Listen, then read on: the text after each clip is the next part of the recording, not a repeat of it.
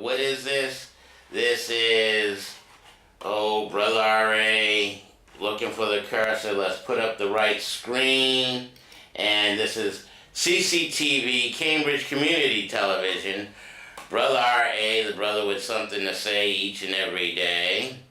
And yeah, let's put up that website so y'all can see. Yeah, that's brotherra.com. And let me share this with you too. Today, I am, my purpose is to go ahead and archive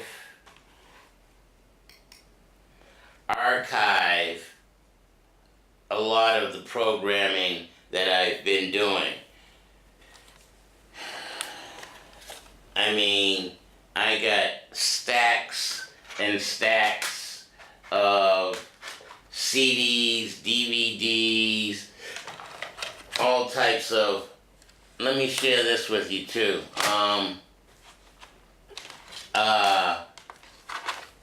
Real Black Talk and Master Heat. Oops, that's actually what we're gonna watch today. This is MFundishi Tour, the White Man's Trophy Case.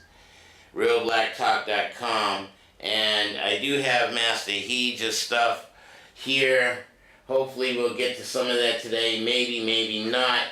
But yeah, there's just so much. So I can't dilly-dally. I have to...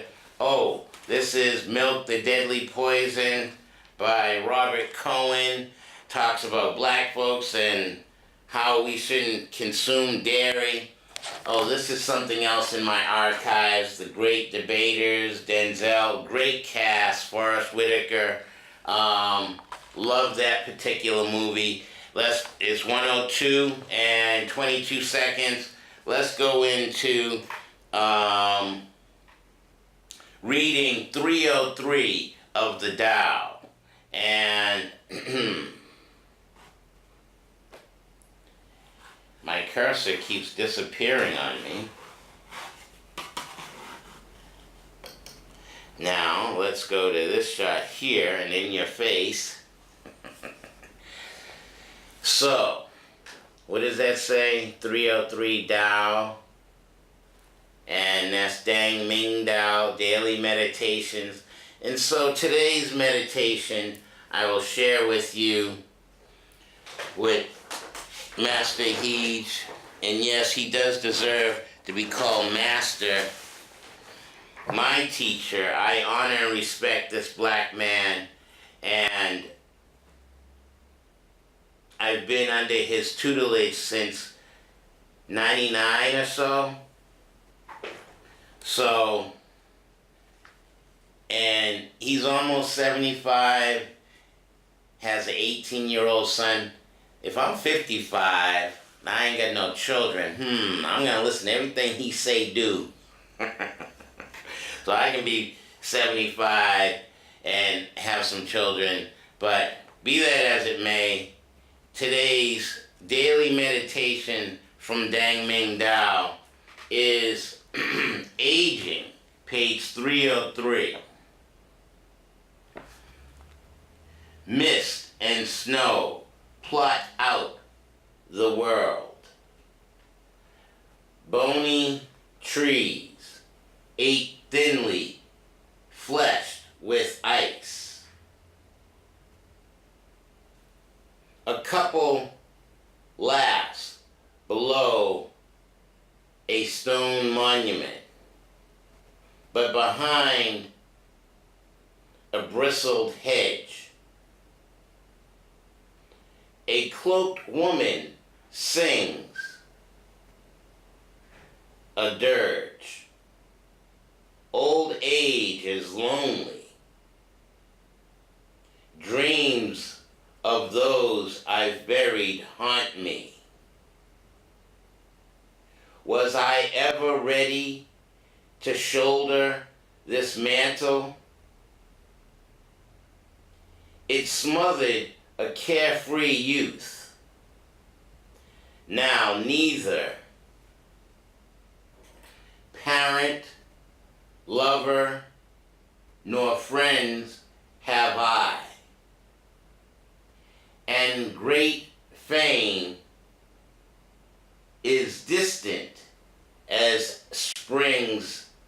leaves. And great fame is as distant as spring's leaves. Dear youth, do you ever think of getting old? If you did, then you might value your time even more. Dear Oldster, dear Oldster, do you ever think of your past? Of course you do. You wonder if you did the right things. How ironic this life is. What a tremendous bind we are born into. When young, we do not understand the dreariness of old age. And when we are old, we are not permitted to go back in time.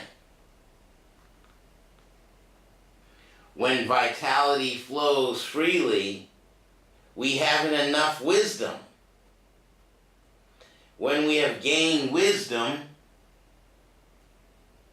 fate has made us too weak to take action.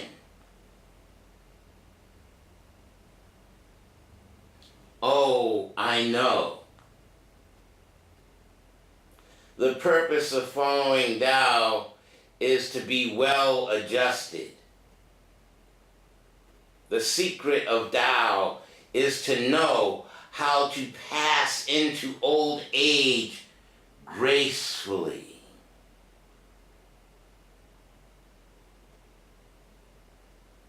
Yes, I know. But may I not still reflect on the poignancy of it all? To be fully human is to know resignation, aging, 303, Dang Ming Dao's 365 Tao. Alright, spent 8 minutes doing the Tao. Now, let's continue where we left off with MFundishi's tour of the white man's trophy case.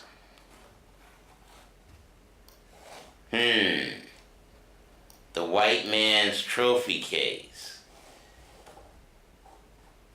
Did y'all see last week's show? Alright, let's bring up that picture, that screen. Do like I'm supposed to do. And begin. Consciousness and harmonious balance. And he is connected to the south. You see, you had the upper and lower Kemet. The upper Kemet was B, Biti, Bit, the B. Southern Kemet was the suit plant. And so when you said the Nasut bit, that means you were ruler of upper and lower Kemet, northern and southern. You never saw a record where somebody said they were the Biti of all of Kemet. No, that's the north. That was the area where the foreigners came in. So if you control that area alone, you was not the Nasut. But you could be from the south and you could have a title just the Nasut and be the ruler of all of Kemet, because that's the origin of leadership. So they were the Nasut. Some people say Nisut, Nasut. Okay, so it needs to be real clear. Yes, sir. Okay. Our artifacts, Yes. lapis lazuli and the various precious stones, all come from the interior of Africa. All from the interior. The Great Lakes region, I like to make reference to. The Great Lake region. That mirror is Het Haru, dedicated to Het Haru, which is one of the Necharu. We'll talk about Necharu when we go upstairs. Sandals, you can see we're the inventor of shoes, furniture. Today, when you see stuff like this in the store, they call it French furniture. Why do you think they call it French? Because Napoleon, when he came to Egypt in 1799, trying to conquer the world, right? After he had got his butt kicked in Haiti and other places like that, he ran over to Egypt and figured he'd start there. He defeated the Egyptians, and then in 1801, the British came and defeated him and took all his stuff. But he brought all of this stuff back to France. So when you see furniture like this in there, they call it French furniture because the French brought this stuff from Egypt and they began to then push it, and so we think now it's French. Usually, they actually call it empire, which means of the empire. So we have to be real clear about this. This scale, just a moment there, scale symbolic of Ma'at, dedicate, right? You notice when the Europeans borrowed this symbol, its scale is tipped. In Africa, it is balanced because it's supposed to be truth and justice. Your heart, your consciousness is supposed to be with the deeds. In the European terminology, it is tilted like this, and the lady who is holding it is blindfolded. Right. Okay, as opposed to seeing the truth. Okay, all right. So they don't want to see the truth, and they're not about balance. We can see today feel of a mortician, and this feel all comes from ancient Kemet. They were actually the Inpu priests in ancient Kemet. Inpu priests, after the Necha Inpu. And Inpu was responsible for what we call Ka'u, and Sa'u, which is what they call mummification, okay, and preparation of the body.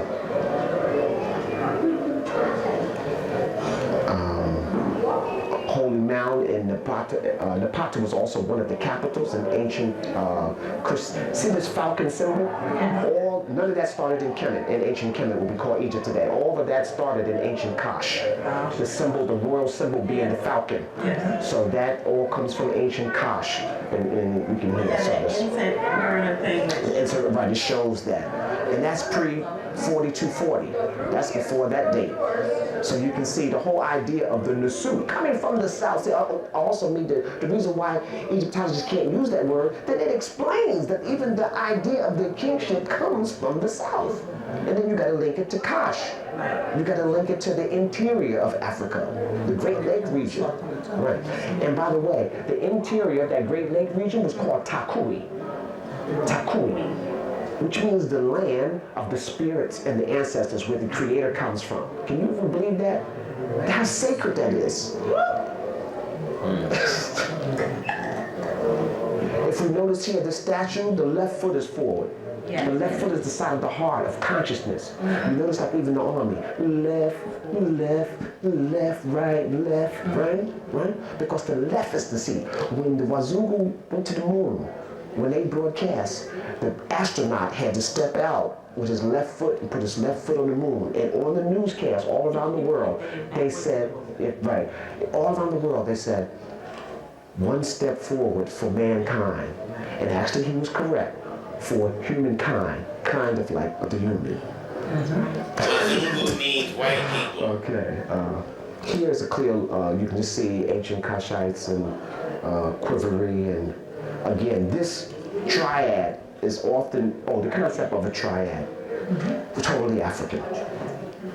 The Trinity, listen, it probably won't blow your mind, but listen carefully. The original Trinity in Africa with three.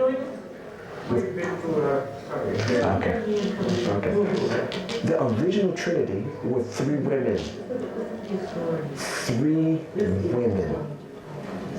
The crone, the old wise woman, the great mother, and the virgin daughter. That was the original Trinity. That tribe. Okay? And this goes back 30,000 BCE. Okay? And by the time of around 1200 BC, 12,000 BCE, which is the time we would call today Leo, the lion, the Trinity had changed because societies had gotten larger and a military or male presence needed to be more prevalent. And so they replaced the old crone with the African warrior king. So during Leo the lion, you had the male warrior king, his great woman, the great mother, and then the virgin. And that was a changing of the triad. Right. And then when ancient Kemet came into existence, they replaced the virgin woman with the young son, Haru. So then it became the male, the father, the mother, and then the son, Haru. And that became the trinity throughout the rest of Kemet. Then when the Europeans took this idea, the Europeans got rid of the woman altogether, and they just had the great father, the son, and the Holy Ghost, or the Holy Spirit. Three dudes don't make a baby. Three dudes don't make a baby, don't make life. But you got to understand, that concept. So it went from 3 women to 3 female energies. The virgin and the elder mother, the queen mother. The old crone, the great mother, and the virgin daughter. The old crone. The crone is the woman, wise woman. And in many African societies, the great mother is one of the most powerful positions in the society. Yeah. She's carried on the thing through town, Okay. Oh, good. I'm looking at the cows here. This is a really important part. In anthropology, you will be able to pick up on this. Pastoral lifestyle. Right. Ancient Kemet, pastoral lifestyle. They have the same reverence to the cow and to cattle as the Maasai have in Tanzania or Kenya. Right. And so it was, and all of the great women in ancient Kemet are associated with the cow. In fact, if you look at the early Hebrews, the first Hebrew great deity was the great mother, the golden calf. If you remember even the biblical story when Moses took a little long coming back, they went back to their old way, they went back to the mother, they collected all their gold and developed the golden calf. The golden calf has Het Haru, the great black mother. And again, the cow. And their pasture. Cow was the greatest terms of barter. I need to say this, over 6,000 years of ancient Kemet, no money. No money, no coins, No dead slaveholders. all barter system. Barter. Barter, a barter system of exchange, right. And No the income greatest taxes. exchange on there was not gold and precious stones and all that. Cattle. I always tell my son. Yeah. So, but what we saw in Kemet that we didn't see in other places, they mixed the two together. They had the pastoralized people who were and they mixed it with what? Agrarian. Agriculture. Agriculture began in Africa and goes back, watch this, over 100,000 years. Now, why cattle? Did Africans drink milk and eat red meat? Okay, where it comes up. You notice that, for example, in India, you notice they don't eat the cow because they were given the worship of Het Haru. So that's why that. Het Haru is the foundation of what you have to understand. India was originally African people.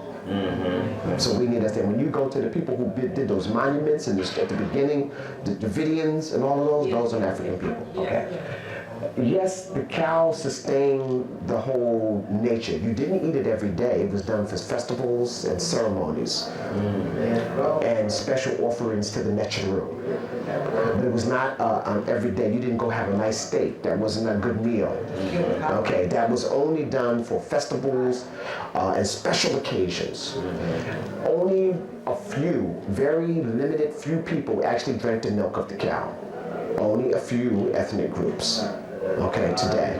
And all of those groups that did that mixed the blood and the milk together for protein and for things who didn't have access to agriculture. Maasai still do that. Yeah, they think it's crazy to kill your cow. Right. Why would you do that? And they plug it in and you understand the cow has and see, we lost all this. We used to have all this. The cow has two circulatory systems within his body, within the front and within the back half.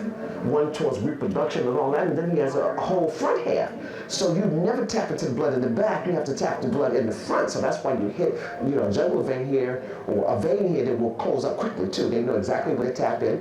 They tap the blood, put it into the, so it had nothing to do with no vampirism or nothing like that, okay? Mix that in, and that was a form of a protein drink, okay? And it didn't hamper the life of the cow. But you asked me another question, did they have meat and what else? Meat and milk. Yeah, so milk and meat were rare. Ceremonies, special occasions, special festivals. Okay, and you'll see it on the offering table, but special. It was not an everyday commodity. Okay? So they were vegetarian. Yeah, 90% of their thing was a vegetarian. You had meat in special occasions. And most of Africa is kind of like that. There's another room back here. Here, Samaria. This is the beginning of whose? Of the Asiatic recorded civilization. Right. Right. So this is the beginning of that. And all of it comes from Kemet. In fact, Nimrod, who was one of their legendary first kings, came from Kash. And they even say he came from Kash. And he is the great lion. Okay, he is the lion. It's like the Samson.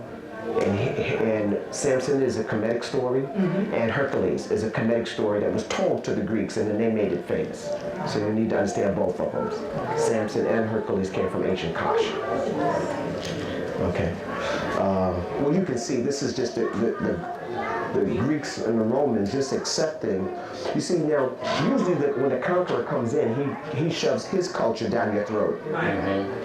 But in this case, the conqueror came in and saw that the culture of the people he just conquered was so superior to them, they just co-opted. And so you see Keter to come forth into being, into existence with life. And Ra, so they tell you don't worship Ra. That halo that you see in all early Christian things is the sun, Ra. But they're not saying it's Ra, they say it's a halo. Halo is Ra. So they tell you, you're doing sun worshiping, we're doing it, we're just not letting you know we're doing it. And there's Asar, the great black, and that's Ast and Nebuchadnezzar. This is the stool we're talking about, brother. That's the stool of authority. And Nebuchadnezzar, her sister, has it also, but on top of her, she has head. It means master of the house. No. Oh, okay. Stool, you said the stool of authority? Yeah, stool of rulership. And so all the rulers had to come through that to the Great Mother. And her sister, who was her aide and her friend, means master of the house. That the feminine energy is the master of the house, of the home. In fact, in certain parts of Africa, when a man introduced his woman, he would say, "This is my house." That means his essence, his origin, from that which he comes from. That was really important. So that's the greatest compliment you can do, right? And so this is her. This is Ra, actually. And Ra together in the form of her food. This guy is actually imitating. Okay, so you have to be real clear. And this is Inpu. Remember we talked about the mortician before. So an Inpu priest, he would put the jackal head on, the symbolic of transformation. The jackal and the vulture has the greatest stomach in nature.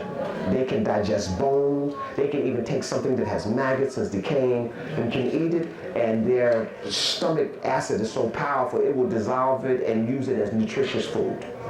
And they are the two. And so when the ancient Egyptians, the Kemetic saw this, they said, oh, they looked at the jackal. The jackal didn't eat like a fresh killed object. It would kill the object, then bury it. Wait for transformation to come back and dig it up and then eat it, regurgitate it and feed it to its young. And so they said, oh, this creature has mastered transformation. So therefore, the priest who was responsible for you from transforming from the physical life to the spiritual life, they used the spirit of the black jackal. Transform life.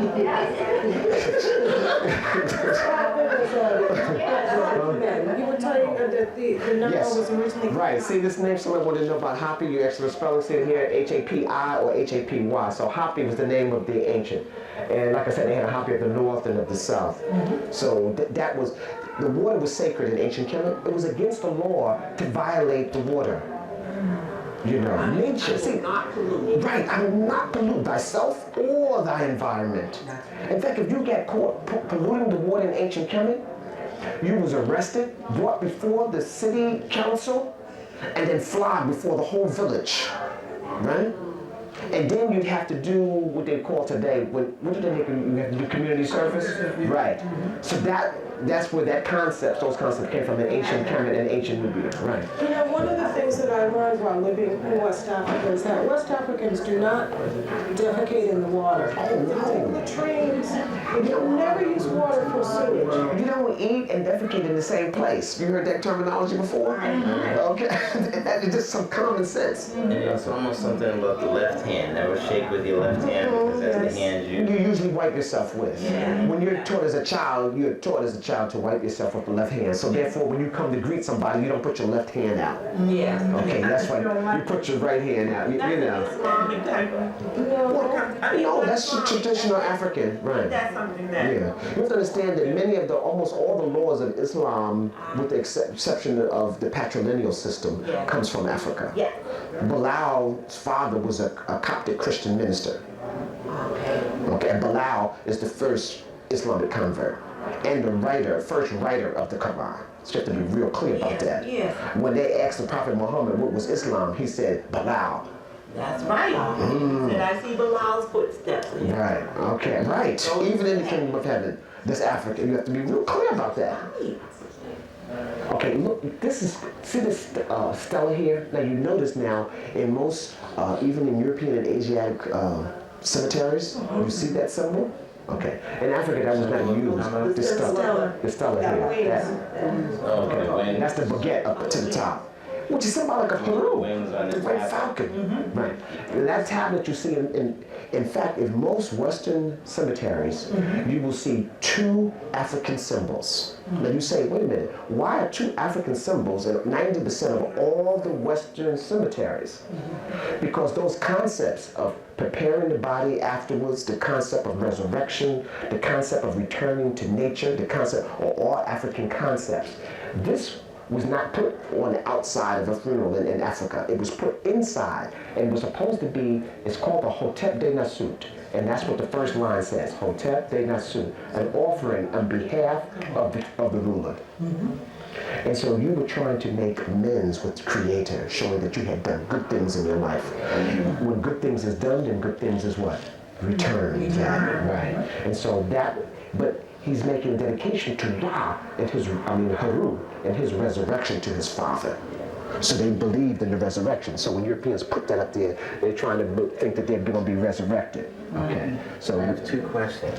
Yes. The headdress on this piece here and Here, yes. the plumes of Amun, tooth ostrich feathers, dedicated to Amun. Okay, Amun means the unseen creative sparks force of the universe. Okay, another word for saying the creator.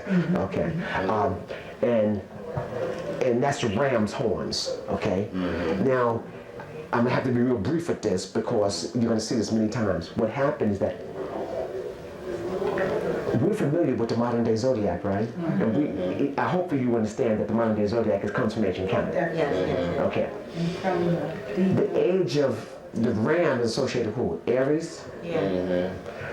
This comes into existence in ancient Kemet during the age of Aries, of the ram. And so therefore, you will see Kanu, the great creator who created man on his potter's wheel. He's the great ram. Okay, so you'll see those symbols. So they're putting two different creative energies together. The unseen and yet the creative spark. And the ram, Kanu, is associated also with Ptah. And Ptah is the architect of the universe. All people who belong to a Masonic order, all people who belong to those masons, those crafts, the blacksmith, all the followers of Ptah, the architect of the universe. And Kanu, the ram, is associated with that energy. Why all the little... These are Shawati. And they are supposed to be spiritual workers in the underworld. When you died, the Nasut wasn't supposed to go out there and do planting and cooking and stuff like that. So they would put these Shawatis in his tomb, and they were supposed to be the workers. Yeah. These So they were supposed to be doing the work. It's off. They told me before. Okay, well, I mean, can you put it away? It's just recording the audio. Oh, Yeah, just the audio. The light was on if the camera was on. Copywritten. Thank you. You can't So these record in guys a are white man's supposed to do trophy the case physical work your of the own deceased black person. history. In some cases, and they were put in very sophisticated little boxes and chests, okay? Sometimes some of the suits, some rulers had 360 of them, one for every day, so that nobody had to do the work twice. Everybody had a nice life. See these little things here real quick, hold on. There's 4 of these. Yes. Now, Europeans call them Coptic, Canoptija. No, that's not what it's called the Mesaru. They're the sons of Haru. And they depict the organs of the body during Sa'u mummification. They would take out special organs and they would go inside of each of these jars. Kidney, liver, heart, lungs, spleen. So, and there would be 4 of them, so I just needed to. In transformation, they figure in the next world, some of these organs were vital, and they didn't know if they were going to be used, so they wanted to preserve them so they wouldn't be decayed inside of the body. So they took them out, and they believed that the creative force was so powerful that they would be able to use them if they were properly preserved. Okay. Okay, because inside the body they would definitely decay. Right there. Let's see how Facebook and This is YouTube backside. deals with It says do not touch, but this is backside. You need to try to touch this, okay? copywritten material. Look at that face. I don't even know if I need to say anything else, okay? This look, it could be your son. Easy, you know? Yes, right, you know. But this is one thing I want to say about this backside, the material that it's made from, is that they tried to say that in ancient Kemet they only had copper tools and everything. You can't carve this intricate with copper tools on a hard thing like this, so it lets you know that they had other than copper. So-called the Copper and Bronze Age, that they put is irrelevant in terms of Africa. Okay, so we have to really understand that. So they had some very sophisticated tools in order to do this. But this Medu Netra, this is somebody was asking, what's Medu Netra? This is the Medu Netra. This is the spoken word. Okay. How do I copyright ancient This Kemet? takes the place of a coffin. The body, this is the lid of the sarcophagus. They call it a karas. A karas. So it was the container for transformation. It sounds a little nicer than a coffin, okay? It's a container that prolongs the physical remains for transformation. And here are prayers and psalms. Prayers and songs. Right. Big groove in the back for words. Yeah, over there. Okay. So this lays on top. So, okay, let's move on. White boys trying to And do their job. No recording. That would be placed over top of something like this. Okay, so you can see this could deteriorate quicker. So they would put that as an outer casing over something like that. These were outer cases also. Those are the 4 jars we were talking about? Yes. Okay. Okay. We know quickly, I'll try to move a little faster, but we know a lot of our rituals because the ancient Kemet and the ancient Kashites left them on the walls for us to see. So we don't have to guess. We know what libation is, invocation, all of those things. They left them right on the wall, so we know the burning of incense. Right now, he has the incense holder. He has sacred oil and water. He's pouring libation. You see the priest here? And he's a Wa priest. A Wa priest means priest of purification. So that's his job, is to do the purification and cleansing of the temple. You have many different levels of priests. So the Wa priest, he has to be bald-headed, the Wa priest, because he has no hair on his body. It's not just bald-headed. He has no human hair on his arms, leg, anywhere. But you're not a Wa priest permanently. That's a position. You might be a Wa priest for 3 months, And all priests in ancient Kemet live a regular life. During farming time, you went home and you farmed and you raised a family and you had kids, and then during another season, you would come back and you would do duty, like reserves in the military, like the army reserves. Well, the priests worked almost like that in ancient Kemet. But you can see he's pouring libations, see the water coming down over top of the offering, y'all see, and then he has the incense. The word incense means sin nature. Sin nature means the odor of the Creator. And almost all of the incense came from the interior of Africa. Almost all of the incense came from the interior of Africa. And here, brother, you would usually see, because this is an offering here, of the Necharu, usually sometime you will see that the leg of you were talking about the ox or the cow, okay, but that wasn't necessarily for the common people every day. That was only, special offerings. So it would be used as an offering? To the Necharu to the Necharu. Okay, and the Necharu was? The forces of the universe. Okay. There are no gods. You know how they say gods and goddesses? Yeah. Forces of European Wazungu terminology. That is not even translatable. No gods and goddesses. They are Netcher and Necharu, or Netchert and Necharu. Netchert is the feminine. They put a T on the end. And Necharu is just plural, meaning more than one. Forces. The ancient Necharu recognized that they are laws of the universe.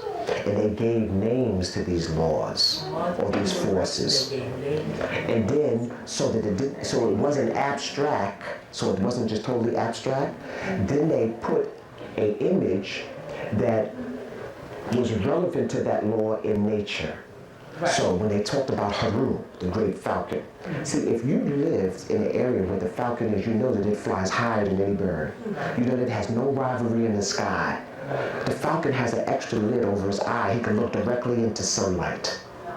So many times his prey, he would swirl around. The other bird would get caught up and get blinded by the sun. The falcon would just like that, okay? Plus, his eyesight, one of the keenest in nature.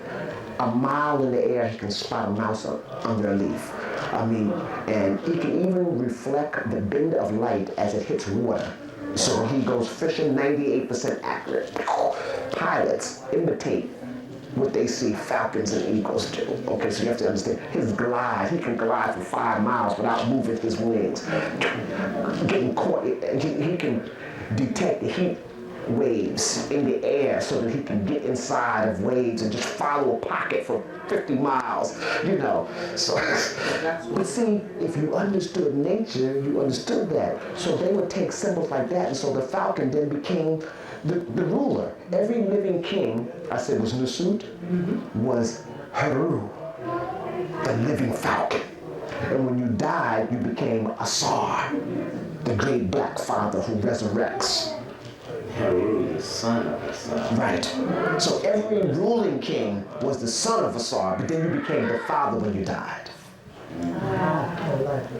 And you were going to live. Not the son of God. Right, the son of Father. Right.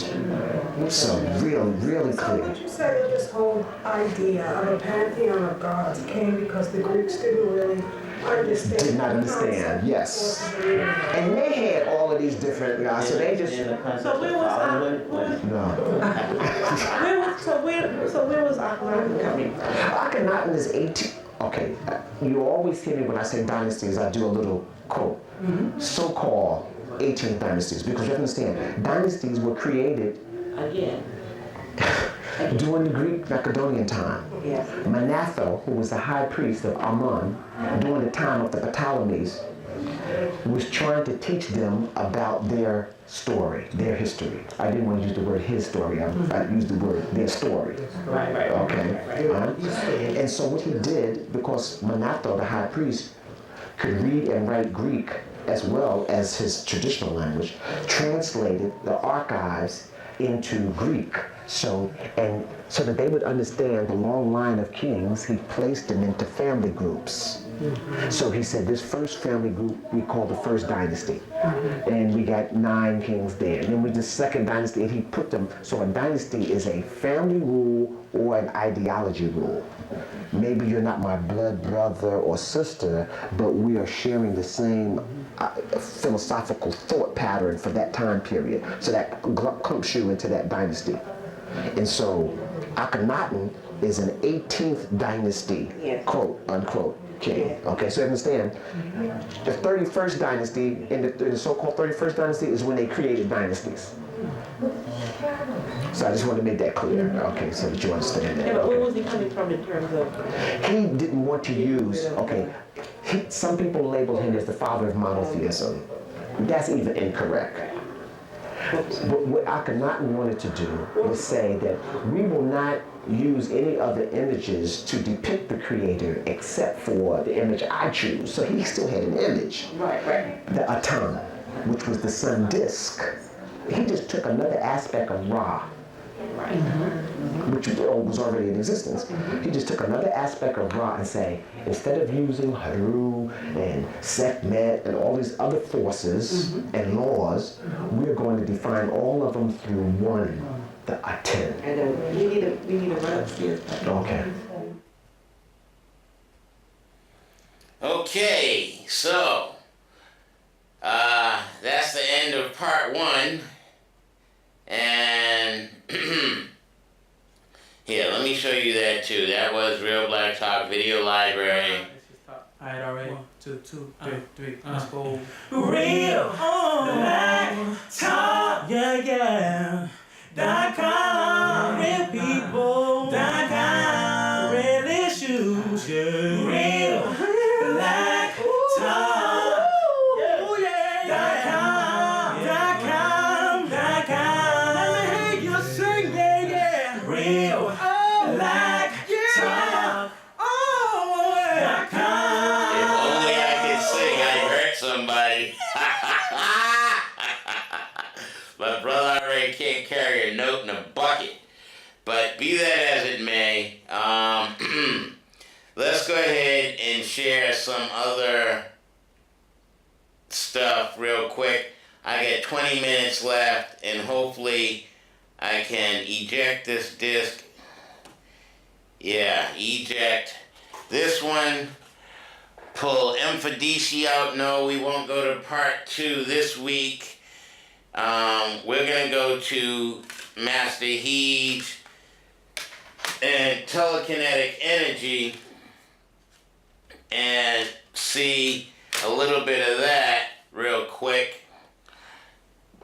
Let's make this all work as fast as Brother R.A can. And thank you for tuning in. Thank you for watching. And I hope I get to post this on YouTube and it stays up there. They took off the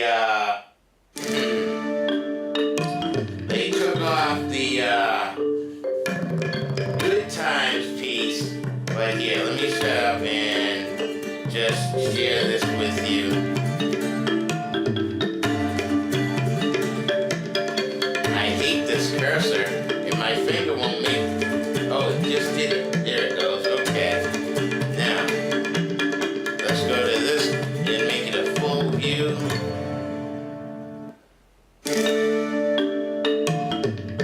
Enter full screen and play movie.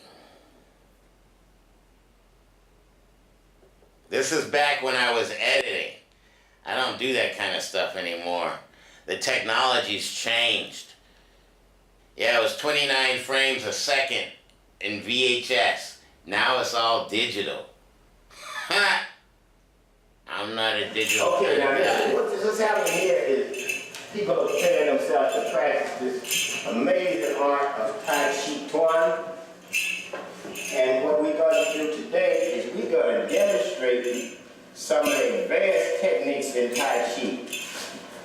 This ball catching that you see weighs between 8.5 to 8.5 pounds for men, 6.5 for women, and developing a technique called the tiger's hand, a claw. They also developed a tremendous amount of ability to attack their opponent. However, Tai Chi is not practiced specifically for that. Being a warrior, it has all the benefits of a martial art. This is an advanced technique. Do not try this at home.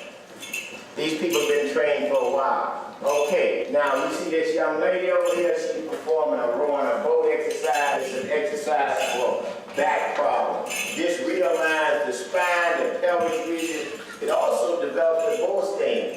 You look all the way in the back, you see another young man here standing on one leg. He's developing a foundation of being able to transfer his weight from substantial to substantial at will. We also have weight punches back here. These weights weigh between 5 pounds, I think, and 3 pounds. And they're designed to develop what is called a Tai Chi punch. What we're going to do today is we're going to demonstrate some of the advanced techniques of Tai Chi. We also are going to demonstrate some Tai Chi. Don't he look like one of them things inside the museum? Demonstrate some push hand form. The white man's trophy case? This is a classical yang form of Tai Chi, performed at the Roxbury Tai Chi Academy by a group of students. Most of these people have 10 to 12 years or longer as a Tai Chi player.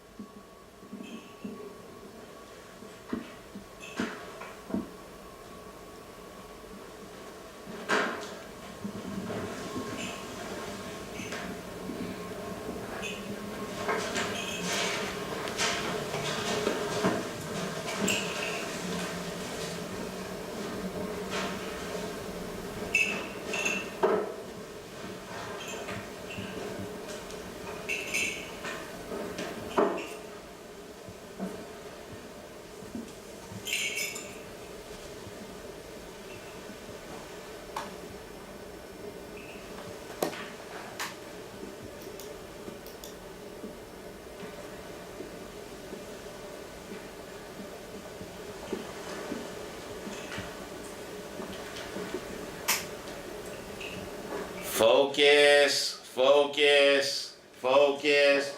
Internal art. Go deep within yourself.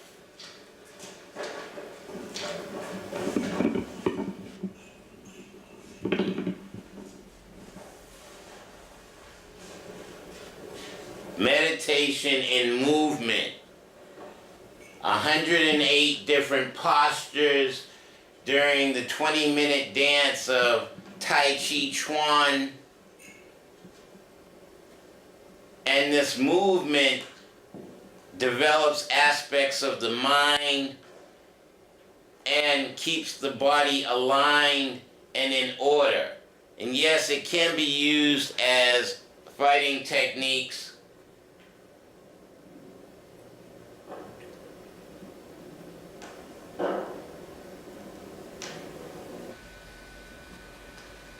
Single whip.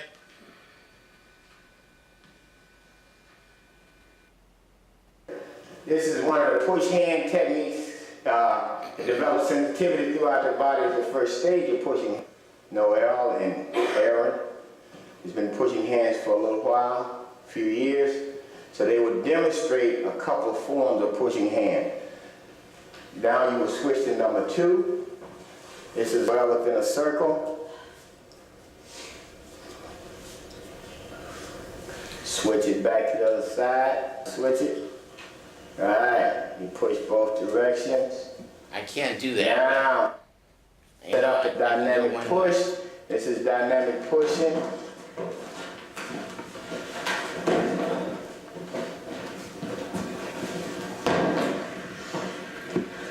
Tai Chi has many types of energy. These are just actually 3 of the different ones.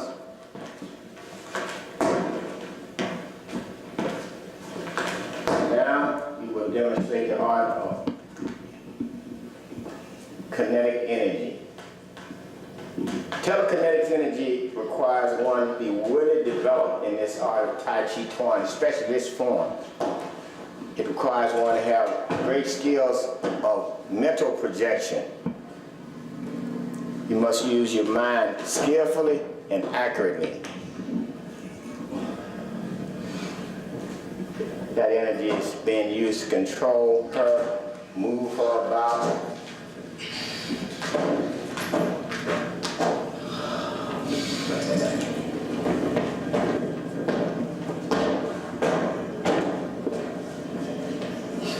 I'm not there yet. I'm working on it.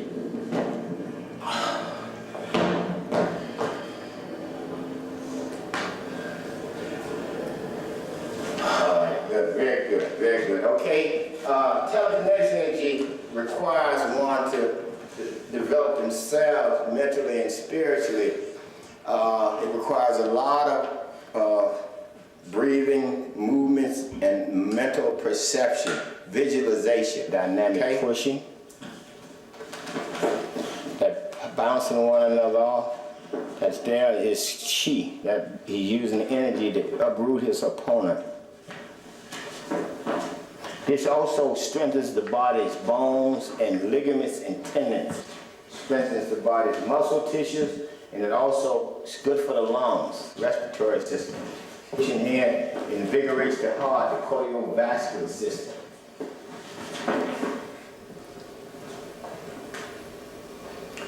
You know, in other martial arts, they do a lot of punching and kicking. I guess this would be equivalent to that, except we do it without getting our mouth busted and our knees bent and broken and so on. And this is just a new form. This is the internal art. Okay, relax for a minute. Okay, as you can see, push hand, it doesn't require, the smaller man can push the bigger man and vice versa. The idea is to develop the ability to do such. This energy also has ability to touch. It's a touch form of energy. It's called sticky hand.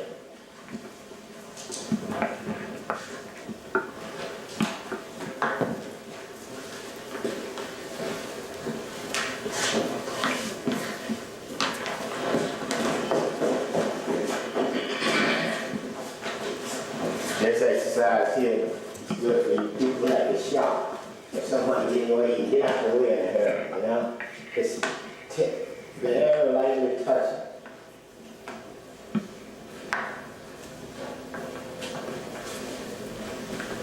Six minutes left.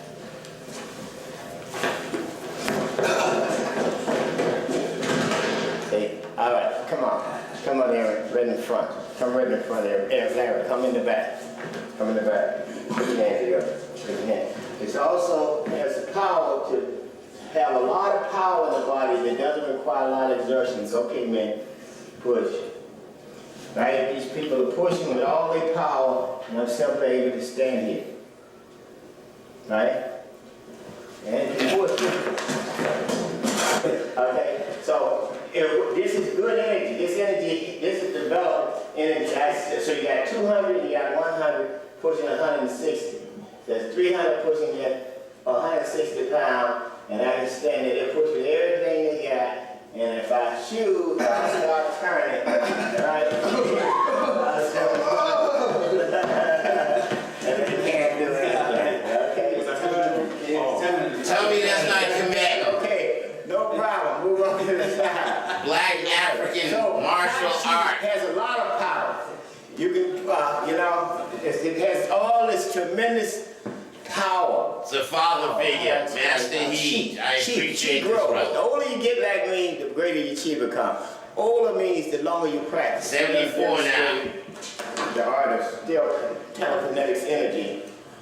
Kinetic energy doesn't require you to move, really. This may have been shot 10 years ago, 2002 or so. Focus on one's energy and make it do exactly as you will.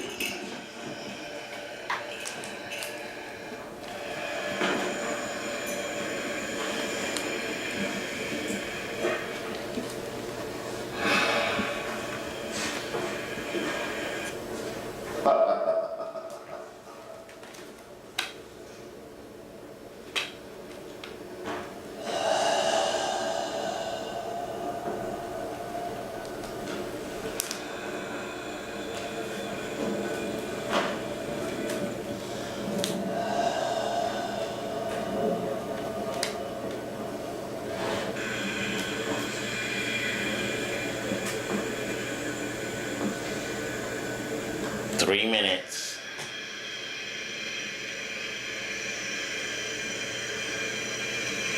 Left.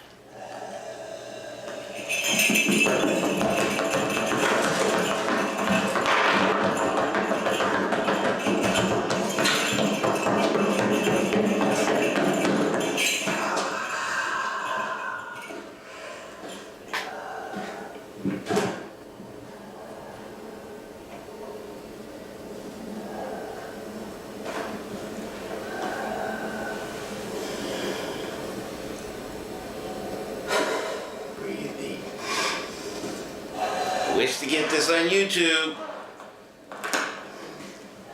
Gotta re-archive the Brother R.A. library. Healing. It opens all the meridians in the body, allows chi to flow naturally through the body. You have to be really strong to be able to withstand this energy. This should not be tried at home. I only say that because you need to say that. This is almost, you only can learn this exercise through a trained master, someone who has the skills to teach you that. And every student cannot acquire this art. I mean, some people are not able to acquire it. Okay? All right. Now, Renee Wynn has been practicing Tai Chi, what, 10 years? And she has a lot of skills. She has a lot of skills in weaponry. But also it transferred in her ability to do a lot of other things. And one thing is that she has a way that she can direct energy at will. However, she doesn't know she has it.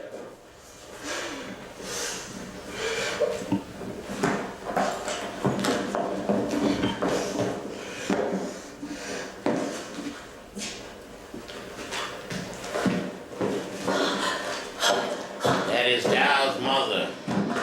It's out the way here.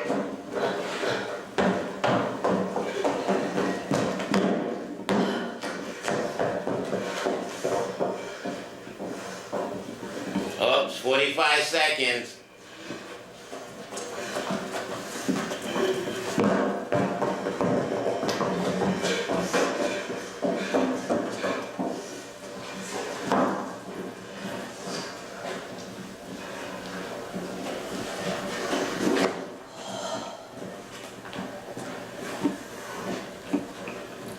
Seconds.